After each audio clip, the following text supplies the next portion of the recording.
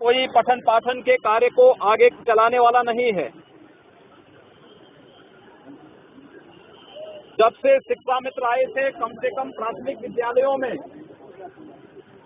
उन बच्चों को पढ़ाने के लिए और प्राथमिक शिक्षा प्रदान करने के लिए कुछ न कुछ योगदान आपके स्तर पर होता रहा था और एक विश्वास जगा था कि उत्तर प्रदेश के अंदर जो शिक्षा कभी बंजर हो चुकी थी,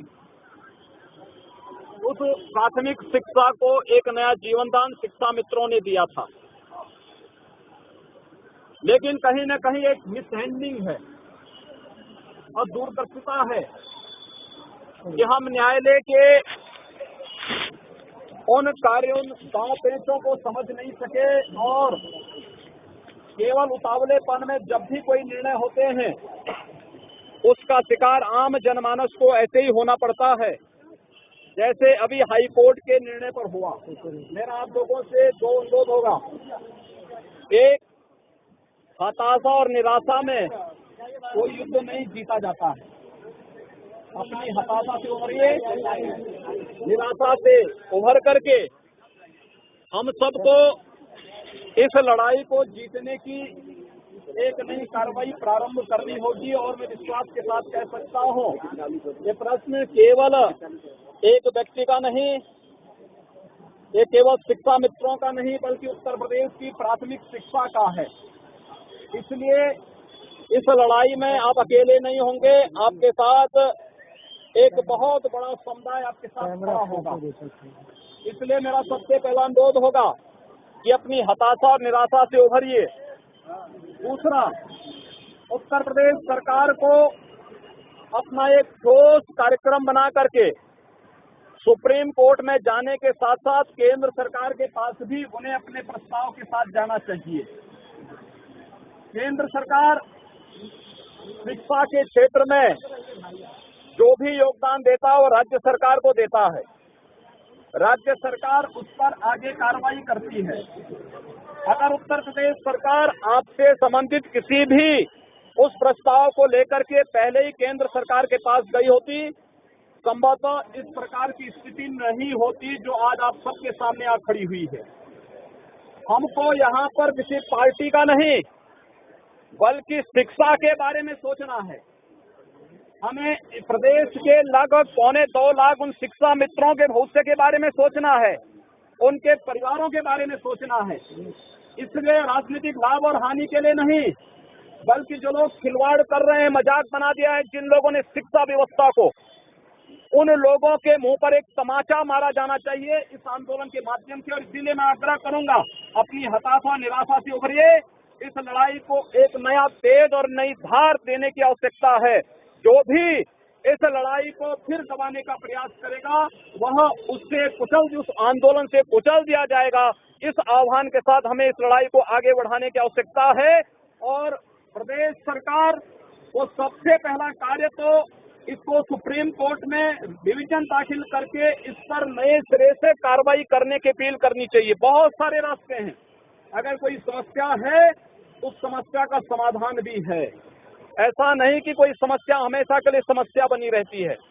अगर समस्या है तो समस्या का समाधान भी होगा, और समस्या का समाधान भी वहीं से होगा जिन्होंने समस्याएं अपनी दूरदर्शिता से प्रारंभ पैदा की है।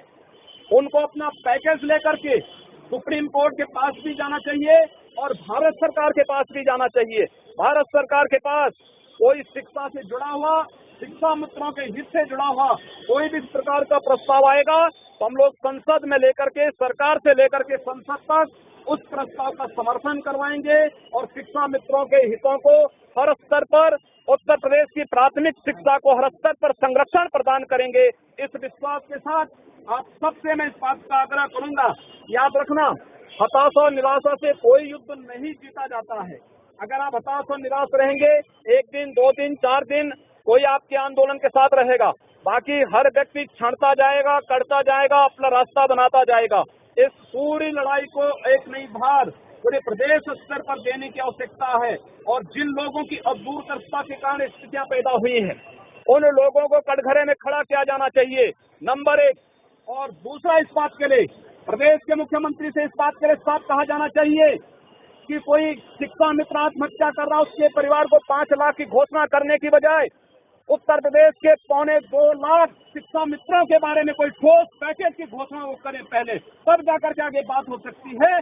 केवल राजनीतिक भाषणों से, घोषणाओं से कार्य नहीं चलने वाला है। उनको अपने ठोस पैकेज के साथ सामने आना चाहिए। और मैं आपको विश्वास के साथ कह सकता हूँ, ये समस्या नहीं रहेगी, बशर्ते हम लोग ईमानदारी से शिक्षा के हित में, शिक्षा मित्रों के हित में अगर इस लड़ाई को लड़ना चाहेंगे। मैं एक बार पुनः आप सबको इस बात के लिए आश्वस्त करता हूं, उत्तर प्रदेश सरकार अपने पूरे प्रस्ताव के साथ पहले सुप्रीम कोर्ट में जाएं, रिवीजन दाखिल करें। सुप्रीम कोर्ट से कुछ तो राहत मिलेगी। अगर वहां से राहत नहीं मिलती है, वहां अपने प्रस्ताव के साथ केंद्र सरकार के पास आए और केंद्र सरकार से पुनः हम भी आग्रह करेंगे, संसद में अगर इस प्रकार का प्रस्ताव आता है, हम लोग संसद में उस प्रस्ताव का समर्थन करवा करके जो उत्तर प्रदेश की प्राथमिक शिक्षा के साथ साथ शिक्षा मित्रों के हितों में होगा, उस प्रकार का संशोधन उसमें करवाने का पूरा प्रयास करेंगे। आप सबके इस आंदोलन के साथ हम लोग अपना पूरा समर्थन देते हैं। धन्यवाद। साथियों, 3700 कोई पठन पाठन के कार्य को आगे चलाने वाला नहीं है।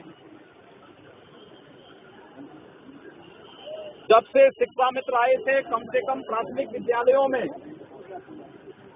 उन बच्चों को पढ़ाने के लिए और प्राथमिक शिक्षा प्रदान करने के लिए कुछ न कुछ योगदान आपके स्तर पर होता रहा था और एक विश्वास जगा था कि उत्तर प्रदेश के अंदर